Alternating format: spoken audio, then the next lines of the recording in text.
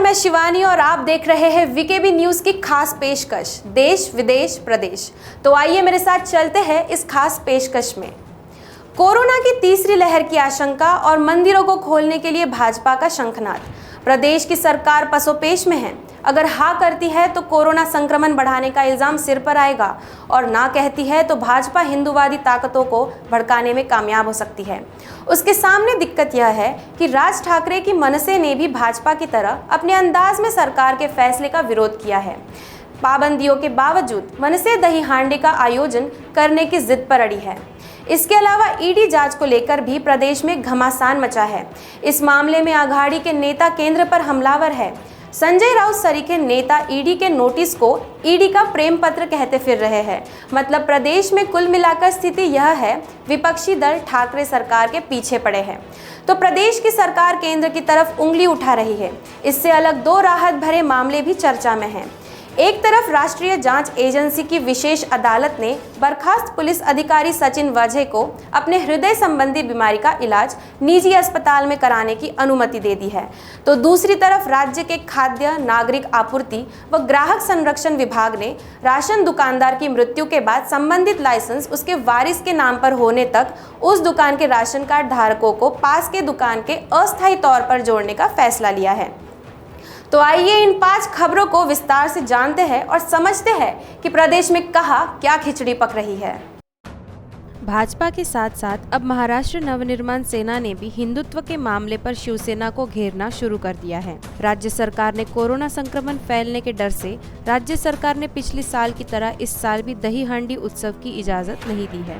बावजूद इसके मनसे नेताओं ने दही हांडी से जुड़े कार्यक्रम की तैयारी शुरू कर दी। ठाणे के भगवती मैदान में दही हांडी कार्यक्रम के आयोजन के लिए स्टेज तैयार किया जा रहा था, लेकिन पुलिस को इसकी भनक लगी तो मामले में मनसे के ठाणे जिला अध्यक्ष अविनाश जाधव और दूसरे कार्यकर्ताओं के साथ स्टेज बना रहे ठेकेदार को भी हिरासत में ले लिया। इस दौरान मनसे नेताओं ने मुख्यमंत्री उद्धव ठाकरे के खिलाफ नारे भी लगाए। हिरासत में लिए जाने से पहले जाधव ने कहा कि हम पुलिस के साथ पूरा सहयोग करेंगे, लेकिन उद्धव ठाकरे के मन में हिंदुओं के त्योहारों को लेकर द्वेष के चलते ही इस तरह के कदम उठाए जा रहे हैं। उन्होंने कहा कि संचार बंदी के बावजूद नारायण राणे के कार्यालय के सामने 200 से 250 शिवसेना कार्यकर्ता जमा हुए। वह सरकार को ठीक लगता है। राणे के बंगले के सामने भी हजारों लोग जमा हुए। शिवसेना नेताओं और विधायकों के बच्चों की शादी समारोह में हजारों लोग जमा हो रहे हैं। पर दही हांडी और गणेशोत्सव जैसे त्योहार आते हैं तो उद्धव ठाकरे के आसपास कोरोना घूमने लगता है और तीसरी लहर का डर दिखाकर पाबंदी लगा दी जाती है। शिवसेना सांसद संजय राउत ने चुटकी भरे अंदाज में कहा कि ईडी से नोटिस मिलना कोई बड़ी बात नहीं है। ईडी का नोटिस प्रेम पत्र है, कोई डेथ वारंट नहीं है। ईडी का नोटिस हमारे लिए मेडल हो गया है। दरअसल केंद्र सरकार के हाथ में केंद्रीय जांच एजेंसियों की नकेल है। शिवसेना नेताओं के कुछ मामलों को खोदकर निकाला जा रहा है, लेकिन इससे जो गड्ढा तैयार हो रहा है उसमें भाजपा ही कभी गिरेगी। वे अपनी पार्टी के नेता व राज्य के परिवहन मंत्री अनिल परब और सांसद भावना गवली खिलाफ प्रवर्तन निदेशालय की कार्रवाई को लेकर केंद्र सरकार पर हमलावर थे। राउत ने परब से मुलाकात कर वस्तुस्थिति की जानकारी भी ली। इसके बाद वे पत्रकारों को संबोधित कर रहे थे। दूसरी तरफ राकांपा प्रदेश अध्यक्ष जयंत पाटिल ने भी आरोप लगाया कि महाविकास आघाड़ी सरकार के नेताओं को परेशान करने के लिए केंद्रीय जांच एजेंसी ईडी का दुरुपयोग किया जा रहा है। देश में भाजपा विरोधी भूमिका निभाने वाले सभी लोगों को परेशानी में डालने का काम किया जा रहा है। अनिल देशमुख प्रकरण में उनके खिलाफ अलग अलग तरीके से दबाव बनाकर बयान दर्ज किए जा रहे हैं। जिस तरीके से भाजपा नेताओं की मांग पर कार्रवाई हो रही है, इसका अर्थ यह निकाला जा सकता है कि वह राजनीतिक कार्रवाई है। राज्य के खाद्य नागरिक आपूर्ति व ग्राहक संरक्षण विभाग ने बड़ा फैसला लिया है। इसके अनुसार अब राशन दुकानदार की मृत्यु के बाद संबंधित लाइसेंस उसके वारिस के नाम पर होने तक उस दुकान के राशन कार्ड धारकों को पास के दुकान से अस्थायी तौर पर जोड़ा जाएगा। विभाग ने जानकारी शासनादेश में स्पष्ट कहा है कि किसी कारण से वारिस को लाइसेंस नहीं दिया गया तो नियमित पद्धति से प्राथमिक सूची के अनुसार दुकान मंजूरी की कार्यवाही करनी होगी। सरकार का कहना है कि राशन दुकानदार की मौत के 3 महीने के भीतर वारिसदार को आवेदन करने में कई प्रकार की कठिनाइयों का सामना करना पड़ रहा था। वारिसदार की पारिवारिक और आर्थिक समस्या, अज्ञानता, प्रशासनिक कामकाज की अनभिज्ञता के कारण निश्चित समय पर आवेदन नहीं कर पा रहे थे, इसलिए यह समय सीमा बढ़ाई गई है। शासनादेश के अनुसार प्रदेश के सरकारी राशन दुकानदारों की मृत्यु के बाद उनके वारिसदार अब 1 साल के भीतर संबंधित दुकान के लाइसेंस अपने नाम पर कराने के लिए आवेदन कर सकेंगे। यदि राशन दुकानदार के मृत्यु के 1 साल के बाद वारिसदार आवेदन करता है तो उस आवेदन को मंजूरी के लिए सरकार के पास भेजना होगा। मुंबई में राष्ट्रीय जांच एजेंसी की विशेष अदालत ने बर्खास्त पुलिस अधिकारी सचिन वाजे को अपने हृदय संबंधी बीमारी का इलाज निजी अस्पताल में कराने अनुमति दे दी है। कोर्ट ने स्पष्ट किया है कि इलाज का खर्च वाजे व उसके परिवार के लोग उठाएंगे। वाजे ने पिछले सप्ताह कोर्ट में आवेदन दायर कर निजी अस्पताल में उपचार की इजाजत मांगी थी। आवेदन में दावा किया था कि उसके हृदय में 3 बड़े ब्लॉकेज है। यह ब्लॉकेज 90% तक बढ़ गए हैं। सीने में दर्द की भी शिकायत थी। उसके अनुसार डॉक्टरों ने उसे बाईपास सर्जरी की सलाह दी है, लिहाजा उसे निजी अस्पताल में इलाज की अनुमति दी जाए क्योंकि वह हिरासत में स्टैन स्वामी की तरह नहीं मरना चाहता है। न्यायाधीश ने वाजे के आवेदन व उपचार से जुड़े दस्तावेजों को देखने के बाद उन्हें निजी अस्पताल में उपचार की इजाजत दे दी। वाजे फिलहाल तलोजा जेल में न्यायिक हिरासत में है। इस बीच एनआईए ने कहा कि जांच अंतिम पड़ाव पर है, इसलिए वाजे को 2 दिन के लिए उसकी कस्टडी में भेजा जाए, लेकिन बचाव पक्ष के वकील ने इसका विरोध किया। न्यायाधीश ने एनआईए की वाजी को हिरासत में भेजने की मांग को अस्वीकार कर दिया। कोरोना की तीसरी लहर को लेकर देश भर में मंथन का दौर चल रहा है। तैयारियां भी मुकम्मल की जा रही है। केंद्र अपने स्तर पर प्रदेशों को आगाह कर रहा है। महाराष्ट्र सरकार को आशंका है कि त्योहारों के दौरान संक्रमण के मामले तेजी से बढ़ सकते हैं, इसलिए वह फिर से रात्रि कर्फ्यू लगाने पर विचार सकती है। दूसरी तरफ भाजपा प्रदेश भर में शंखनाद आंदोलन कर मंदिरों को खोलने की मांग कर रही है।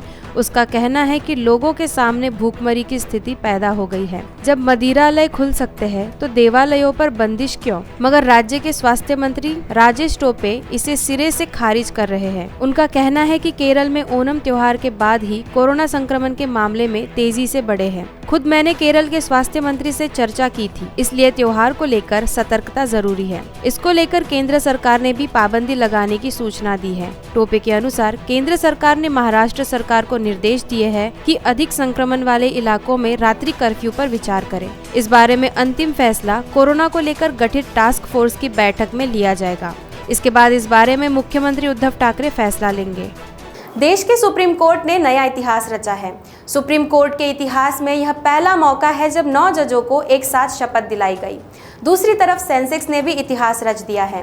भारतीय शेयर बाजार ने मंगलवार को बीएसई सेंसेक्स के इतिहास में पहली बार 57,000 आंकड़े को पार किया, जबकि व्यापक एनएसई निफ्टी 17,000 के करीब कारोबार कर रहा था। इन 2 अच्छी खबरों के साथ एक और अच्छी खबर यह भी है कि गुजरात पहुंचे केंद्रीय गृह मंत्री अमित शाह ने अपने संसदीय क्षेत्र गांधीनगर में गर्भवती महिलाओं के लिए पौष्टिक लड्डू वितरण योजना का शुभारंभ किया। उन्होंने कहा कि सही पोषण देश रोशन के नारे के साथ प्रधानमंत्री नरेंद्र मोदी ने लक्ष्य निर्धारित किया है कि देश में कोई भी मां और बच्चा कुपोषित नहीं होना चाहिए।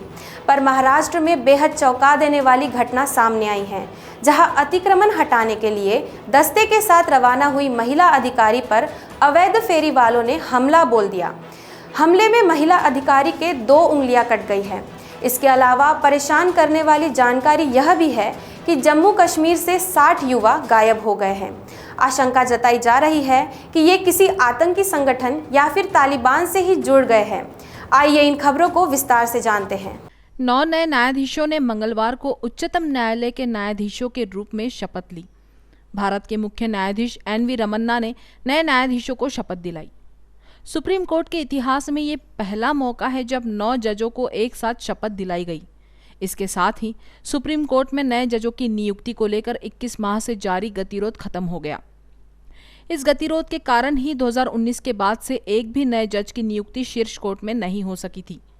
न्यायाधीशों के शपथ ग्रहण के बाद अब सुप्रीम कोर्ट में केवल एक पद रिक्त है, जिसमें 34 न्यायाधीशों की स्वीकृत संख्या है। केंद्र सरकार ने 26 अगस्त को इनके नामों को मंजूरी दी थी।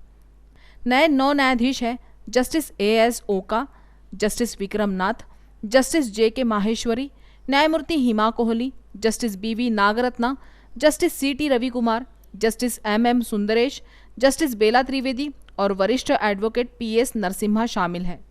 न्यायमूर्ति BV नागरत्ना सितंबर 2027 में भारत की पहली महिला मुख्य न्यायाधीश बनने की कतार में है।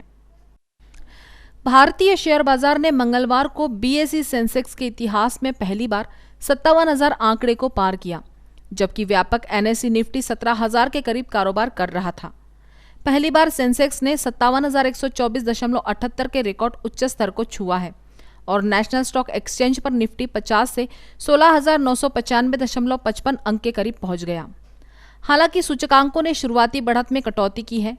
टेलीकॉम शेयरों में भारी खरीदारी देखी गई, जबकि ऑटो और बैंकिंग शेयरों में गिरावट देखने को मिली।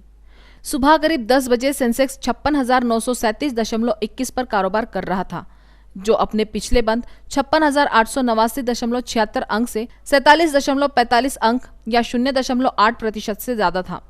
ये 56,995.15 पर खुला और 56,859.10 अंक के इंट्राडे लो को छू गया, जबकि निफ्टी 50 अपने पिछले बंद से 12.80 अंक या 0.8% अधिक 16,943.85 पर कारोबार कर रहा था।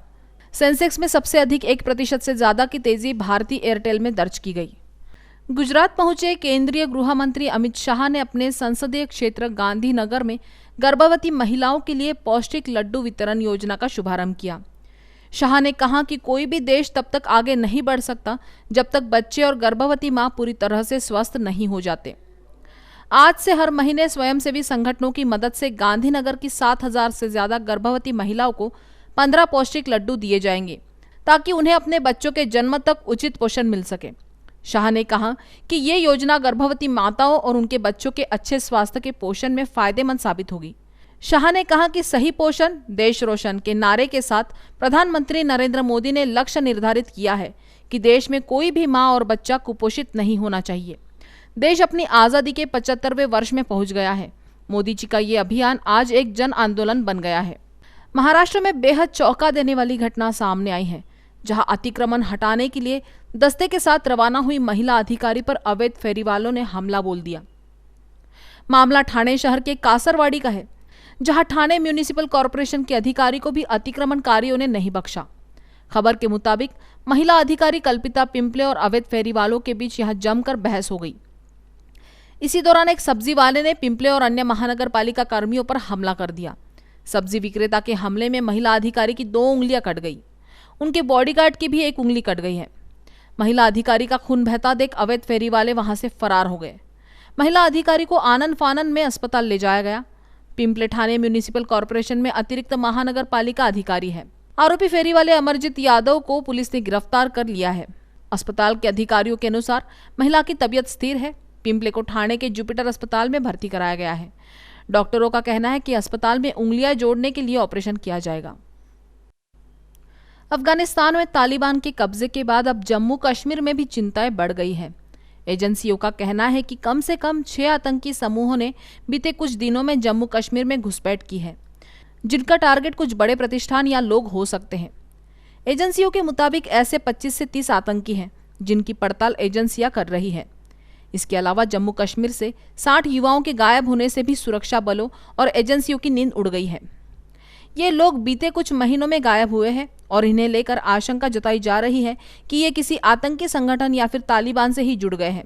वो ये कहकर गए थे कि वे किसी काम से जा रहे हैं, लेकिन अब गायब है। जम्मू कश्मीर को लेकर चिंता इसलिए भी बढ़ गई है क्योंकि बीते 1 महीने में ट्रेंड बदला है और जो घाटी बीते कुछ सालों से शांत थी, वहां 1 महीने में हिंसा की घटनाएं बढ़ गई है।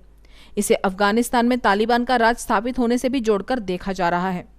एजेंसियों का कहना है कि कम से कम 300 आतंकियों ने एक बार फिर से लाइन ऑफ कंट्रोल के आसपास कैंपों में कब्जा जमा लिया है। अफगानिस्तान में जारी उथल-पुथल का एक दौर खत्म हो गया है। अमेरिका ने पूरी तरह से अफगानिस्तान को छोड़ दिया है। अब तालिबान पर अफगानिस्तान को सजाने संवारने की जिम्मेदारी है। हालांकि अभी भी दुनिया भर में तालिबान के इस कब्जे को अवैध करार दिया जा रहा है और प्रदर्शनों का दौर जारी है। पाकिस्तान में खुशी का माहौल है, उसे तालिबान अपना सा लग रहा है। पहले पाकिस्तानी पीएम इमरान खान और उनके मंत्रियों ने तालिबान की तारीफों के पुल बांधे और अब मुल्क के क्रिकेट खिलाड़ी शाहिद आफरीदी ने भी तालिबान का समर्थन किया है। इन खबरों से अलग चीन से बड़ी खबर आ रही है। वहाँ ऑनलाइन गेमिंग से बच्चों को दूर रखने के लिए नए नियम बनाए गए हैं। चिंताजनक बात यह है कि पाकिस्तान के सिंध प्रांत के संगर जिले के खीपरों में उपद्रवियों ने जन्माष्टमी पर कृष्ण मंदिर में तोड़फोड़ की। उपद्रवियों ने कृष्ण की मूर्ति को तोड़ दिया। इसे लेकर तनाव है। तो आइए इन 5 बड़ी खबरों को अब विस्तार से जानते हैं। अफगानिस्तान में तालिबान का राज आने के बाद सबसे ज़्यादा खुशी पाकिस्तानियों में है। पहले खुद पाकिस्तानी पीएम इमरान खान और उनके मंत्रियों ने तालिबान की तारीफों के पुल बांधे और अब मुल्क के क्रिकेट खिलाड़ी शाहिद अफरीदी ने भी तालिबान का समर्थन किया है। शाहिद अफरीदी ने कहा है कि तालिबान इस बार सकारात्मक सोच के साथ सत्ता में लौटा है। पाकिस्तानी पत्रकार नायला इनायत ने एक वीडियो ट्वीट किया है जिसमें अफरीदी को रिपोर्ट से यह कहते सुना जा सकता है कि तालिबान महिलाओं को काम करने की इजाज़त दे रहा है और क्रिकेट को पसंद करता है। इससे पहले पाकिस्तान के प्रधानमंत्री और पूर्व क्रिकेटर इमरान खान भी कई मौक़ों पर तालिबान का समर्थन कर चुके हैं। अफगान में तालिबान राज आने से पहले ही इमरान ने उनकी पैरवी शुरू कर दी थी। इसी साल जुलाई माह में इमरान ने कहा था कि तालिबान कोई आतंकवादी संगठन नहीं बल्कि आम नागरिक है। अमेरिकी राष्ट्रपति जो बाइडेन ने इस साल की शुरुआत में अमेरिकी सेना की वापसी के लिए 31 अगस्त की समय सीमा निर्धारित की थी, मगर अमेरिकी सेना ने तालिबान द्वारा दिए गए अल्टीमेटम से पहले ही अफगानिस्तान से अपने सैनिकों के आखिरी दल की विदाई का ऐलान कर दिया। अमेरिकी सेना के पूरी तरह अफगानिस्तान छोड़ने के बाद से काबुल के अंतर्राष्ट्रीय हवाई अड्डे पर तालिबान का पूर्ण नियंत्रण हो गया। सोमवार रात को अमेरिका का आखिरी विमान अफगानिस्तान से रवाना हो गया। तालिबान द्वारा देश पर नियंत्रण करने के बाद अमेरिकी सैनिकों के 20 साल के लंबे संघर्ष का भी अंत हो गया है। भारी हथियारों से लैस तालिबान लड़ाके मंगलवार तड़के हैंगर के जरिए एयरपोर्ट में पहुंचे और आज़ादी का ऐलान किया। तालिबान के प्रवक्ता ज़बीउल्लाह मुजाहिद ने एक ट्वीट कर कहा, आज रात अफगानिस्तान समयानुसार 12 बजे बाकी बचे अमेरिकी सैनिक भी काबुल से चले गए और हमारा देश पूरी तरह आज़ाद हो गया। राष्ट्रपति जो बाइडेन ने पिछले 17 दिनों में अफगानिस्तान से लोगों को निकाले जाने के अभियान में शामिल सभी लोगों को धन्यवाद देते हुए एक संक्षिप्त बयान जारी किया। चीन में ऑनलाइन गेमिंग से बच्चों को दूर रखने के लिए नए नियम बनाए गए हैं। चीन के रेगुलेटर्स ने देश की गेम इंडस्ट्री पर कड़े नियमों के एक नए सेट का ऐलान किया है। चीन के national press and publication administration की नोटिस के अनुसार चीन में 1 सितंबर से बच्चे शुक्रवार, सप्ताहांत और सार्वजनिक अवकाश के दिन सुबह 8 बजे से 9 बजे तक गेम खेल सकते हैं। इससे पहले 2019 में लागू प्रतिबंध के तहत बच्चों को रोजाना 1.5 घंटे और सार्वजनिक अवकाश के दिन 3 घंटे तक गेम खेलने की अनुमति दी गई थी। नए नियमों का उद्देश्य खेलों में बच्चों की अधिक भागीदारी को रोकना और उनके शारीरिक और मानसिक स्वास्थ्य की रक्षा करना है। बता दें कि चीन समेत दुनिया भर में हाल के दिनों में बच्चों में ऑनलाइन गेमिंग को लेकर क्रेज बढ़ता हुआ दिखाई दिया है। नए नियम देश में टेक्नोलॉजी कंपनियों पर होने वाली बड़ी कार्रवाई का हिस्सा है। इस आदेश को देश के सभी लोगों ने सराहा है। उनका कहना है कि बच्चे अब जिम्मेदारी समझ सकेंगे। पाकिस्तान के सिंध प्रांत के संगर जिले के खीपरों में उपद्रवियों ने जन्माष्टमी पर कृष्ण मंदिर में तोड़फोड़ की। उपद्रवियों ने कृष्ण की मूर्ति को तोड़ दिया। यह घटना मंदिर में एक धार्मिक समारोह के दौरान हुई जो जन्माष्टमी के त्यौहार को मनाने के लिए आयोजित किया जा रहा था। घटना के बाद इलाके में तनाव का माहौल है। अभी तक किसी भी आरोपी की गिरफ्तारी नहीं हो सकी है। पाकिस्तानी एक्टिविस्ट वकील राहत ऑस्टिन ने एक ट्वीट के माध्यम से कहा कि पाकिस्तानी के सिंध के प्रांत के एक कृष्ण मंदिर में तोड़फोड़ की गई है। यह हमला तब किया गया जब मंदिर में श्रद्धालु कृष्णाष्टमी की पूजा कर रहे थे। इस घटना के बाद सोशल मीडिया पर ऐसी कई तस्वीर साझा की गई जिसमें देखा जा सकता था कि कैसे श्रद्धालु के साथ मारपीट की जा रही है। मालूम हो कि पाकिस्तान के सिंध प्रांत में हिंदुओं और हिंदू मंदिर पर हमले की घटना आम है। इस महीने की शुरुआत में लाहौर से लगभग 590 किलोमीटर दूर रहीम यार खान जिले के भोंग शहर में सैकड़ों लोगों ने एक हिंदू मंदिर को क्षतिग्रस्त कर दिया था। अफगानिस्तान पर पूरी तरह तालिबान का कब्जा होने के बाद से हजारों अफगान नागरिक देश छोड़कर भाग रहे हैं, तो विदेशों में रह रहे कई अफगानी लोग तालिबान का विरोध कर रहे हैं और उसके खिलाफ नारे लगा रहे हैं। पाकिस्तान के तालिबान को समर्थन देने की बात किसी से छुपी नहीं है। आतंकवाद को पालने वाले पाकिस्तान के खिलाफ भी अफगानी लोग विरोधी नारे लगा रहे हैं। ये विरोधी नारे बेल्जियम में रहने वाले कुछ अफगान नागरिकों ने लगाए हैं। ये लोग तालिबान द्वारा अफगानिस्तान पर किए कब्जे का विरोध कर रहे थे। बेल्जियम में रहने वाले अफगानिस्तान के प्रवासियों ने तालिबान द्वारा अपने देश के शत्रुतापूर्ण अधिग्रहण के विरोध में सोमवार को राजधानी ब्रसेल्स में एक विरोध प्रदर्शन का आयोजन किया। प्रदर्शनकारियों ने तालिबान का समर्थन करने के लिए पाकिस्तान के खिलाफ नारे भी लगाए। विरोध प्रदर्शन में अफगान प्रवासी के लगभग 60 से 70 सदस्यों ने भाग लिया।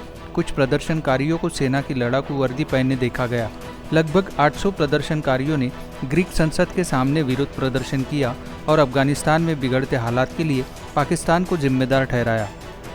तो खास पेशकश में आज इतना ही। आपसे फिर मुलाकात होगी, तब तक देखते रहिए वीकेबी न्यूज़। नमस्कार।